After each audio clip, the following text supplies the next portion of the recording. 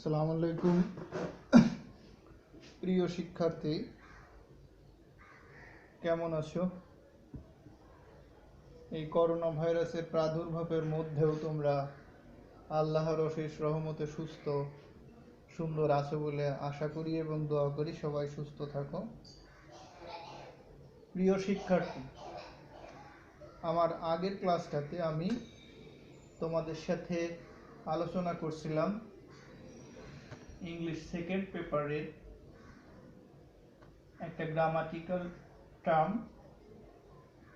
সেটা ছিল pronoun reference. Dear students, last class I discussed different types of pronouns. We discussed personal pronouns, distributive pronouns, demonstrative pronouns, relative pronouns, indefinite pronouns,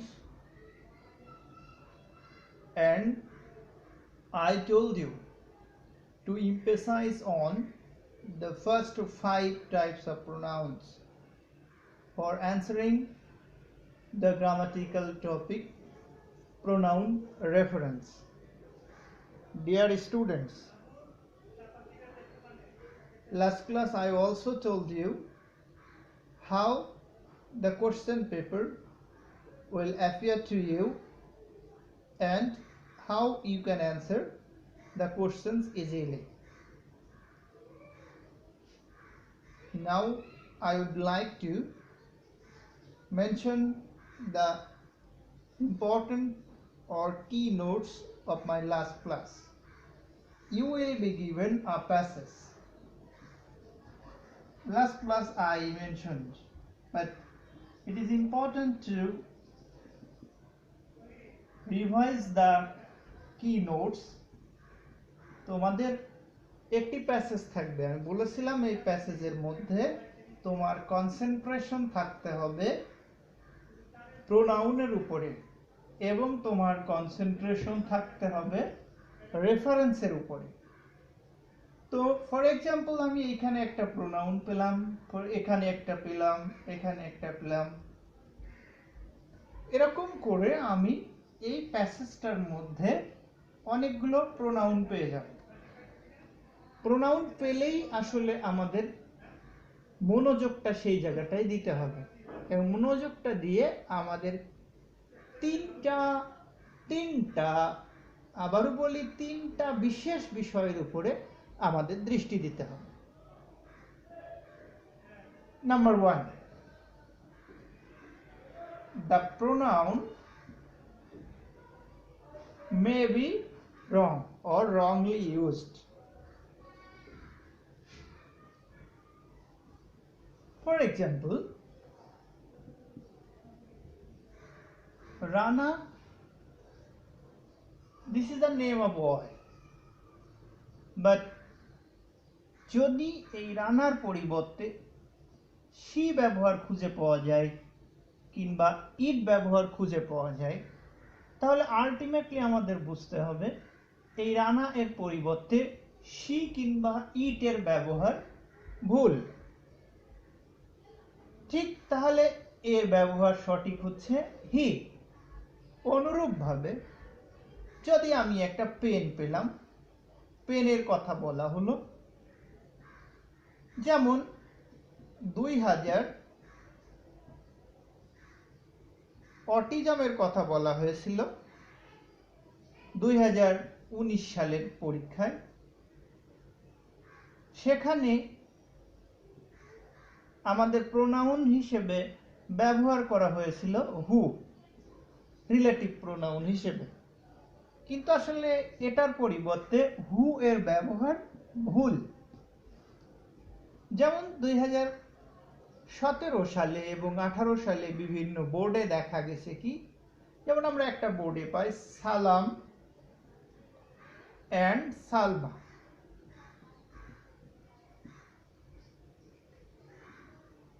এই সালাম এবং সালমা এর পরিবর্তে আমরা নেক্সট লাইনে পেয়েছিলাম শি, কিন্তু সালাম এবং সালমা এই দুইটার জন্য প্রোনাউন শি এর ব্যবহার ঠিক না।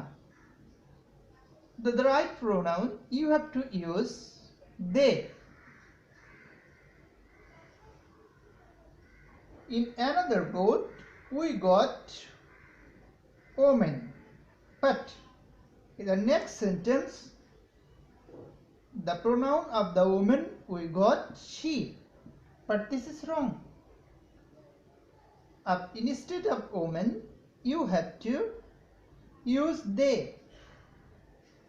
So likewise you will have the wrong use of pronouns in the passage. You have to correct them, the pronouns you have to correct and write down all the correct pronouns instead of the wrong use of pronoun. Dear students, second thing I believe you have to concentrate in the examination, taking pronoun as your concentration. The second thing you have to remember in mind that unclear. আমি আমার গত ক্লাসটাতেও তোমাদের বলেছি যে Amjad and হক এর Amjad sir pronoun reference নিয়ে স্পষ্টত একটা কথা বারবারই বলেন যে প্রোনাউন রেফারেন্স হলো আনক্লিয়ার প্রোনাউনকে ক্লিয়ার করা, যেটা আমি আমার গত ক্লাসে উল্লেখ করেছিলাম।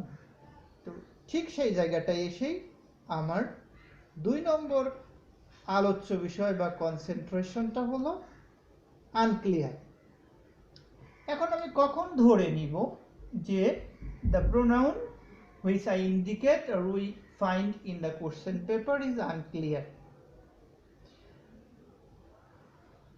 I would like to give you an example and then it will be clear, I hope. Rana, Shumon, Kajol are friends.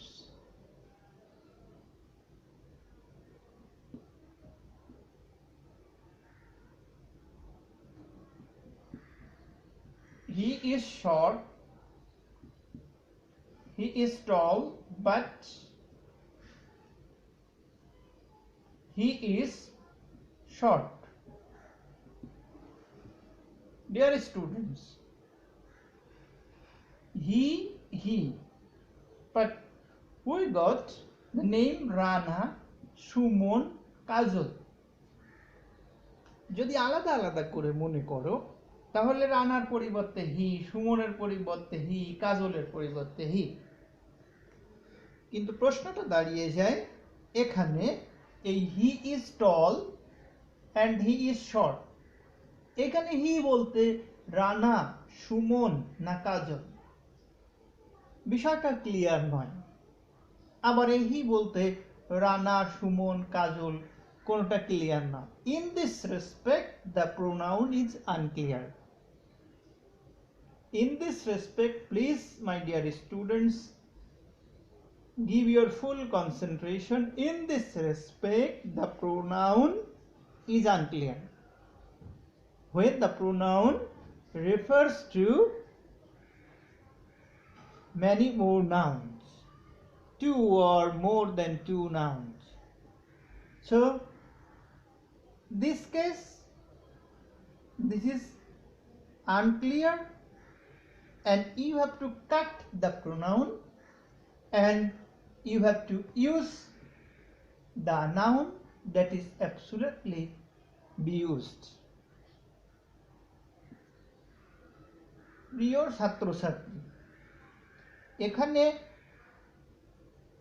এই 2 নম্বর বিষয়টা ধরতে পারাটা মনে হতে পারে আমরা বুঝবো কেমন করে ওই নাউন। অবশ্যই প্যাসেজের মধ্যে হিন্টস থাকবে যে এই প্রোনাউন আনক্লিয়ার যখনই হচ্ছে তখন এই প্রোনাউনটা কোন নাউনকে নির্দেশ করে, এটা আমাদের প্যাসেজের মধ্যে হিন্টস থাকবে। আমরা মনোযোগ সহকারে পড়লে ইনশাআল্লাহ পেরে যাব। 3 নম্বর যে বিষয়টাতে I'd like to give my attention reference.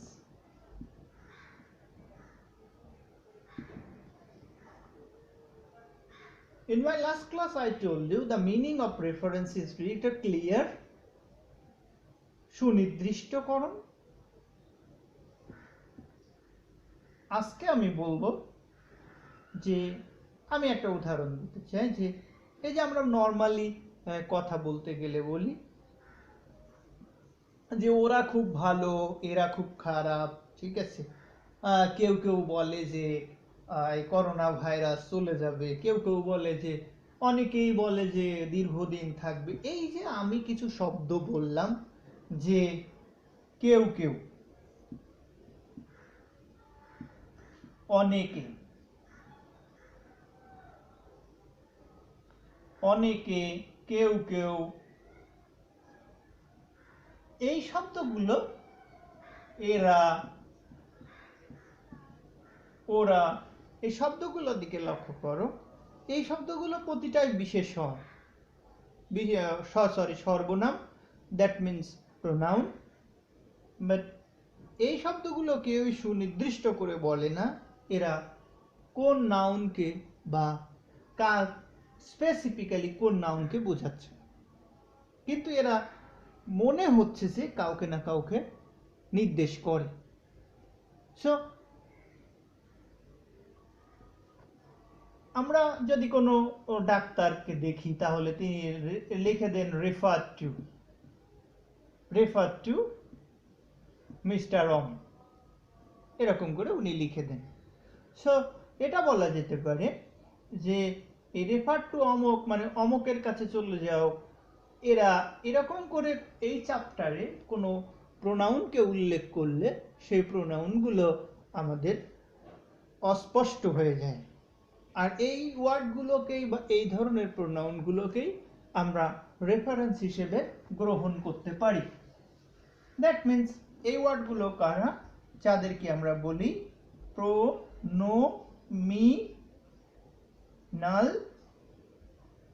Adjective. Last ক্লাসে আমি উল্লেখ করেছিলাম যে এই ওয়ার্ডগুলো যেমন দিস একটা ওয়ার্ড, যেমন সাম একটা ওয়ার্ড, এই ওয়ার্ডগুলো যদি সিঙ্গেল উইদাউট নাউন থাকে, so these are called pronoun, but with noun these are called adjective. So এইগুলোকেই আমরা নর্মালি বলে থাকি প্রোনোমিনাল অ্যাডজেক্টিভ। তো এই প্রোনোমিনাল অ্যাডজেক্টিভগুলো যেগুলো আমি গত ক্লাসটাতে উল্লেখ করেছিলাম, এইগুলো অবশ্যই অবশ্যই আমাদের এই রেফারেন্স হিসেবে উল্লেখ করতে পারি। তো my dear students, that is all for today. Next class I will elaborate every ideas and I will give some examples and try to solve the problems related to pronoun reference. Thank you and stay home and be safe.